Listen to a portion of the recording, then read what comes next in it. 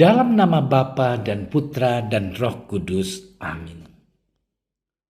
Ya Bapa, Tuhan langit dan bumi, kerajaan-Mu Kau wahyukan kepada orang kecil dan rendah hati. Berilah kami hati yang terbuka bagi kehadiran dan kekayaan-Mu yang terpantul dalam kitab suci, dalam alam semesta, dan dalam hidup kami. Inilah permohonan kami demi Kristus Tuhan dan pengantara kami. Amin.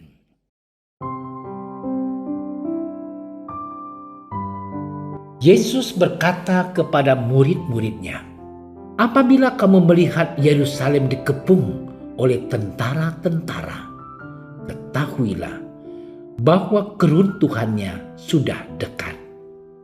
Pada waktu itu, orang-orang yang berada di Yudea harus melarikan diri ke pegunungan, dan orang-orang yang berada di dalam kota harus mengungsi, dan orang-orang yang berada di pedusunan jangan masuk lagi ke dalam kota. Sebab itulah masa pembalasan, di mana akan genap semua yang ada tertulis. Celakalah ibu-ibu yang sedang hamil atau yang menyusukan bayi pada masa itu. Sebab akan datang kesesakan yang dahsyat atas seluruh negeri dan murka atas bangsa ini. Dan mereka akan tewas oleh mata pedang dan dibawa sebagai tawanan ke segala bangsa. Dan Yerusalem akan diinjak-injak oleh bangsa-bangsa yang tidak mengenal Allah, sampai genaplah zaman bangsa-bangsa itu. Dan akan ada tanda-tanda pada matahari dan bulan dan bintang-bintang. Dan di bumi bangsa-bangsa akan takut dan bingung menghadapi deru dan gelora laut. Orang akan mati ketakutan karena kecemasan berhubung dengan segala apa yang menimpa bumi ini. Sebab kuasa-kuasa langit akan goncang. Pada waktu itu orang akan melihat Anak Manusia datang dalam awan dengan segala kekuasaan dan kemuliaannya.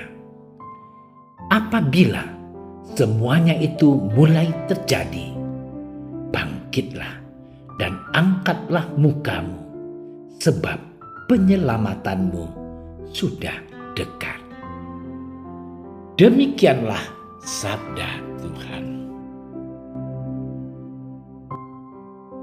Saudara-saudariku yang terkasih, sesungguhnya hari kedatangan Tuhan Yesus di akhir zaman itu adalah pasti. Iman kita menyatakan hal itu. Yang menjadi perhatian kita apa? Tanda-tanda yang menyertainya, seperti kekacauan pada alam. Apakah kita takut seolah-olah hari itu besok akan terjadi? Mengapa harus mempersoalkan akhir zaman itu? Bukankah Tuhan Yesus sudah menegaskan bahwa semuanya ada dalam rencana dan kehendak Allah Bapa saja? Saudara-saudariku yang terkasih, secara historis tahun 625 sebelum Masehi adalah saat kehancuran Yerusalem ke tangan bangsa Asyur. Pada waktu itu adalah akhir masa kejayaan Yerusalem. Orang-orang bukan hanya melarikan diri dan bersembunyi, tetapi sungguh-sungguh tak berdaya dan menjadi tawanan. Mereka dibuang ke Babilonia sebagai bangsa yang tidak mempunyai martabat lagi. Dari sudut iman, peristiwa ini tentu saja terjadi karena bangsa Israel tidak setia kepada Tuhan. Para pemimpinnya gila kekuasaan terhadap orang-orang kecil, bukannya menolong, tapi justru menindas. Terutama lagi mereka sudah tidak setia lagi pada Tuhan. Tradisi untuk menghormati dan menghadap Tuhan mereka tinggalkan. Sikap mereka yang demikian itu menyebabkan Tuhan murka. Sebagai hukumannya, Tuhan membiarkan Yerusalem dihancurkan oleh musuh.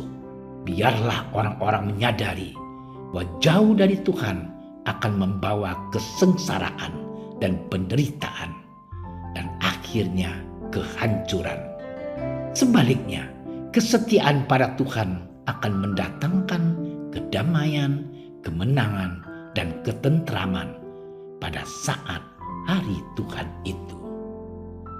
Saudara-saudariku yang dicintai Tuhan, mengenai hari Tuhan itu sendiri tidak diketahui oleh manusia tentang waktunya, karena hari itu akan datang dengan tiba-tiba. Oleh karena itu, hari Tuhan dapat menjadi jerat yang membuat orang-orang terperangkap. Oleh karena itu, janganlah orang hidup dengan hati yang selalu dibebani oleh pikiran dan kesibukan duniawi, yang pada umumnya demi kepentingan diri sendiri. Kalau begitu, apa yang harus kita lakukan agar hari Tuhan tidak menjerat bagi kita? Jawabnya, berjaga-jagalah senantiasa sambil berdoa. Dan Injil Lukas bab 21 ayat 36. Artinya, hidup dengan selalu mengingat Tuhan Yesus Kristus yang akan datang secara tiba-tiba dan meminta pertanggungjawaban atas segala perbuatan kita. Ia berkata, supaya kamu takkan berdiri di hadapan Anak Manusia. Hal ini sama sekali tidak berarti bahwa kita terus hidup dalam ketakutan. Sebaliknya, berjaga-jaga berarti hidup dalam Tuhan, dalam keyakinan dan pengharapan bahwa kedatangannya berarti kedatangan kerajaan Allah dan pembebasan kita. Hidup dalam Tuhan juga berarti hidup dalam doa. Doa memberikan ketenangan dan kekuatan untuk menghadapi segala sesuatu yang tidak kita ketahui dan yang pasti dalam hidup ini. Doa memberi kita kekuatan dan ketenangan untuk hidup dalam zaman bangsa-bangsa yang tidak mengenal Allah. Saudara-saudariku yang dikasihi Tuhan, beberapa hari lagi kita akan memasuki masa Advent. Mari kita mempersiapkan diri memasuki dan menjalani masa Advent ini sebagai masa dan waktu bagi kita untuk menantikan Tuhan. Setahun sekali kita diingatkan akan misteri besar ini. Seluruh sejarah umat manusia sebenarnya bergerak menuju misteri agung ini, ketika Tuhan akan datang dan menjadi raja atas segala-galanya. Misteri ini seringkali kita lupakan. Gereja dengan perayaan masa Advent ini mengatakan kepada kita bahwa dia adalah juga gereja yang berjaga dan merindukan kedatangan Tuhan. Saudaraku yang terkasih, bacaan Injil hari ini menegaskan supaya kita senantiasa hidup seperti kita berada pada akhir zaman. Kita harus selalu hidup dengan berjaga-jaga dan berdoa. Dengan demikian, kita senantiasa siap menyongsong kedatangan kembali Tuhan kita Yesus Kristus yang tidak kita ketahui kapan akan terjadi. Seperti apa yang Yesus sampaikan pada kita hari ini, apabila semuanya itu mulai terjadi, bangkitlah dan angkatlah mukamu, sebab penyelamatmu sudah dekat. Selamat bermenung. Tuhan memberkati. Tuhan Yesus Kristus, kami bersyukur kepadamu karena Engkau tak henti-hentinya menyadarkan kami bahwa Engkaulah yang menjadi tujuan sejarah hidup kami. Apabila Engkau datang dengan segala kekuasaan dan kemuliaan, hal itu berarti akhir dari sejarah. Hal itu bukanlah malapetaka, karena sejak saat itu Engkaulah Sang Raja, dan kami pun mengalami pembebasan yang sesungguhnya. Terpujilah nama-Mu ya Tuhan, kini dan untuk sepanjang segala masa. Amin. Kami berdiri di hadapan-Mu, ya Roh Kudus, pada saat kami berkumpul di dalam nama-Mu. Bersama-Mu sendiri yang membimbing kami, membuat diri-Mu nyaman berdiam di hati kami. Ajarilah kami jalan yang harus kami tempuh, dan bagaimana kami harus mengikuti jalan itu. Kami lemah dan berdosa. Jangan biarkan kami mendukung kekacauan. Jangan biarkan kebodohan menuntun kami ke jalan yang salah.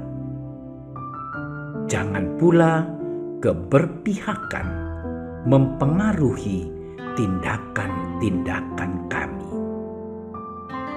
Kiranya kami menemukan di dalam Engkau kesatuan kami, agar kami boleh berjalan bersama menuju kehidupan abadi dan tidak menyimpang dari jalan kebenaran dan apa yang benar. Semua ini kami mohon kepadamu yang berkarya di setiap tempat dan waktu, dalam persekutuan dengan Bapa dan Putra untuk selama-lamanya. Amin. Bapa kami yang ada di surga, dimuliakanlah nama-Mu. Datanglah kerajaan-Mu. Jadilah kehendak-Mu di atas bumi seperti di dalam surga. Berilah kami rezeki pada hari ini, dan ampunilah kesalahan kami, seperti kami pun mengampuni yang bersalah kepada kami. Dan janganlah masukkan kami ke dalam percobaan, tetapi bebaskanlah kami dari yang jahat. Amin. Salam Maria, penuh rahmat, Tuhan sertamu. Terpujilah engkau di antara wanita, dan terpujilah buah tubuhmu Yesus. Santa Maria, Bunda Allah, doakanlah kami yang berdosa ini, sekarang dan waktu kami mati. Amin. Kemuliaan kepada Bapa dan Putra dan Roh Kudus, seperti pada permulaan, sekarang, selalu, dan sepanjang segala masa. Amin. Dalam nama Bapa dan Putra dan Roh Kudus. Amin. Terima kasih sudah menyaksikan renungan hari ini.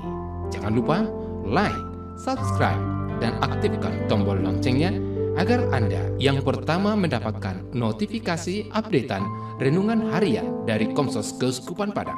Dan bagikan ke sosial media agar saudara-saudara kita dapat mendengarkan dan merenungkan firman Tuhan.